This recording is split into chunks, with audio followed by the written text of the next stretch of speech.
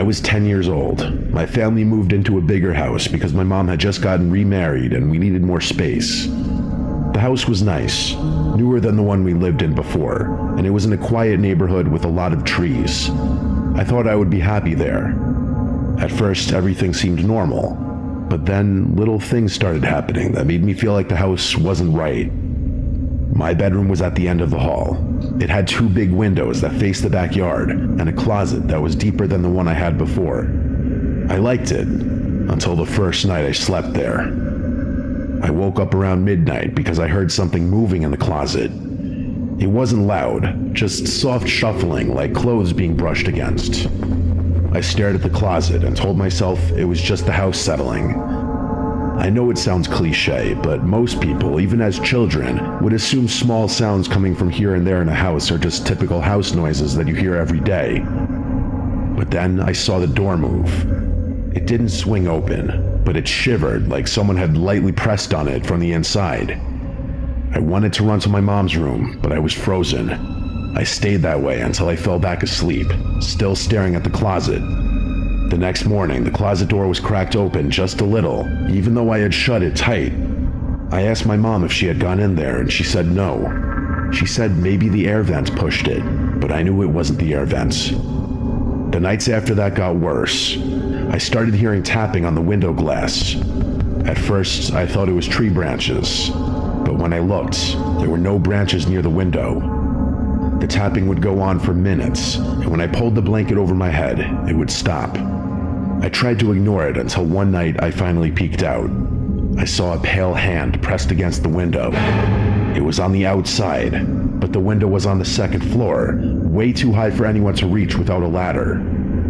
The hand stayed there for a long time, just pressed without moving. Then it slid down slowly and disappeared.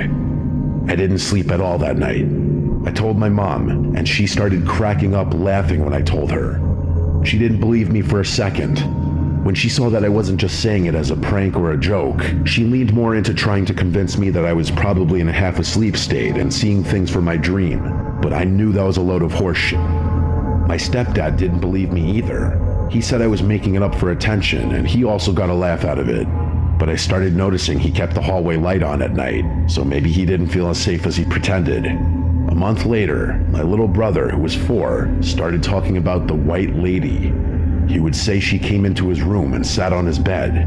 My mom thought it was just his imagination, but one night I heard him screaming. I ran in and saw him curled up under his blanket crying. When he finally calmed down, he said the white lady had been standing by his door, just staring at him. He said her eyes were all black. I believed him because of what I had seen at my window. I started sleeping with the blanket over my head every night, but that didn't stop the dreams. I began to dream of the white lady too.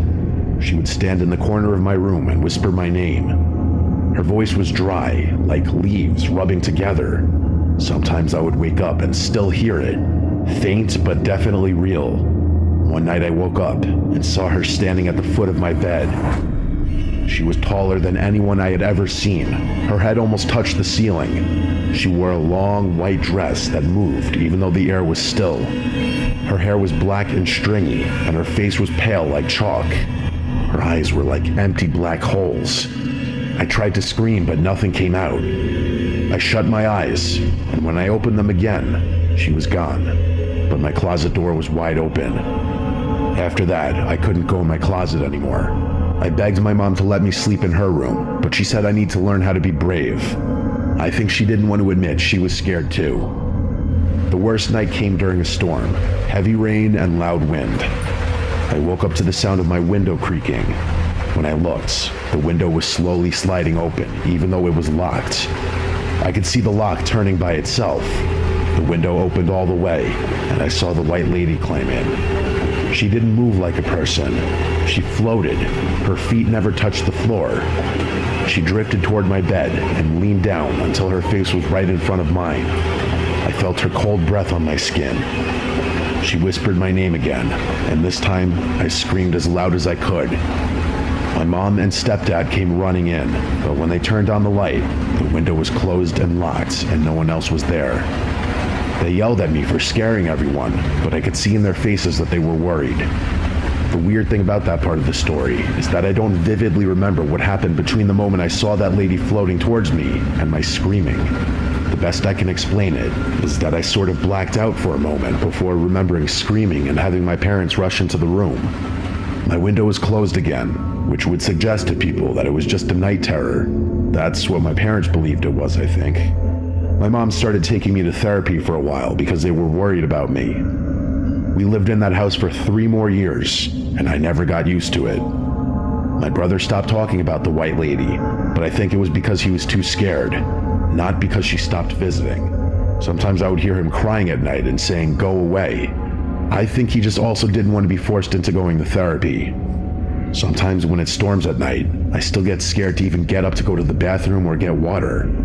I'll glance over at corners of the room, making sure I don't see something tall lurking there. It goes to show how these kinds of things stick with you into adulthood. I'd be more open to believing it was simply night terrors if it weren't for the fact that I saw that hand on my window before my little brother even first mentioned the white lady. I guess this is just one of those freakish experiences that cannot be explained.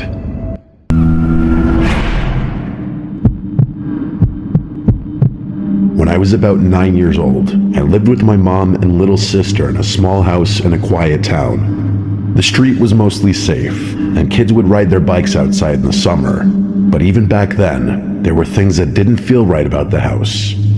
My mom used to say it was old, and old houses make noises. But some of the things I remember from that time didn't sound like house noises. They sound like something else. Something I still don't really know how to explain. The first thing started one night when I couldn't sleep.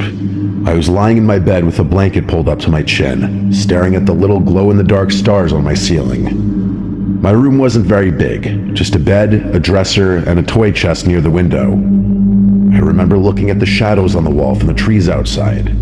The branches swayed whenever the wind blew, and I told myself that's what I was seeing. But then I noticed one shadow wasn't moving like the others. It was in the corner, down low near my toy chest.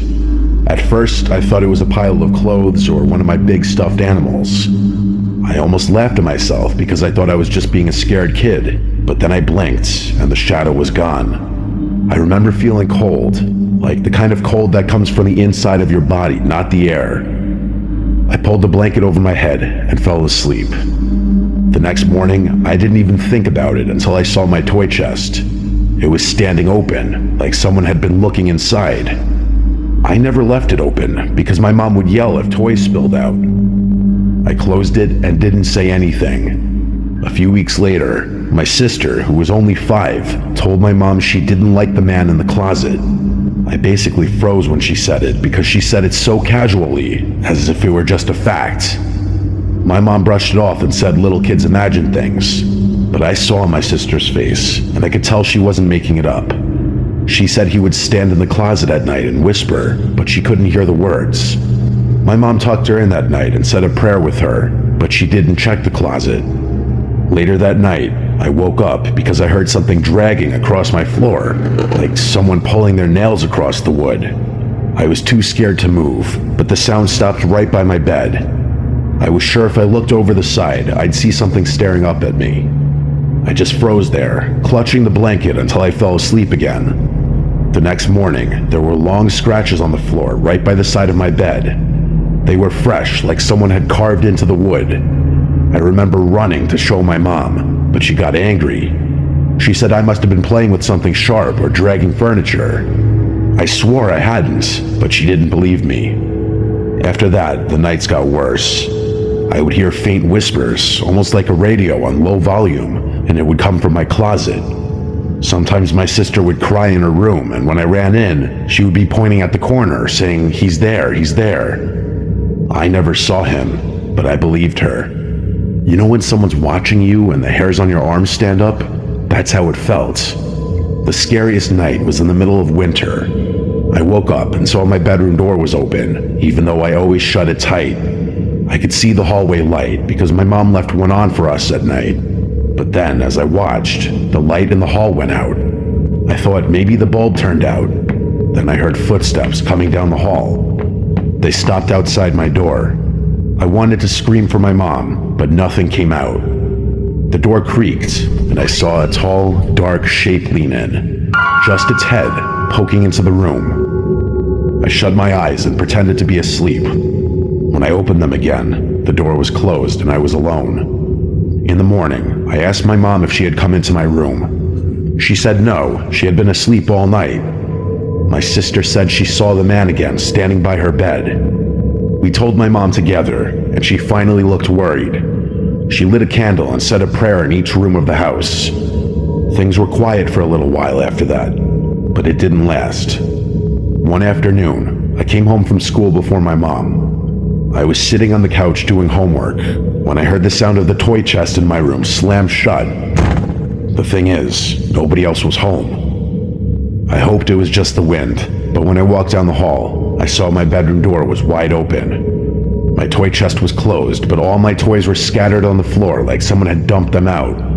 I backed away and waited outside until my mom came home. When I told her, she still didn't believe me and said the cat knocked things over. Years later, after we moved out, I asked my mom if she ever experienced anything in that house. She hesitated, then said yes. She said sometimes she would wake up and see a shadow standing in her doorway. She said she never told us because she didn't want to scare us, but she admitted she believed there was something wrong with that house. She said she thought it was a man, someone who used to live there. She never said much more, but I know what I saw, and I know what my sister saw too. Even now, as an adult, when I think about that time, I feel sick in my stomach. It wasn't imagination, it was something real, and it wanted us to know it was there. Sometimes late at night when I can't sleep, I still hear the sound of nails dragging across the floor.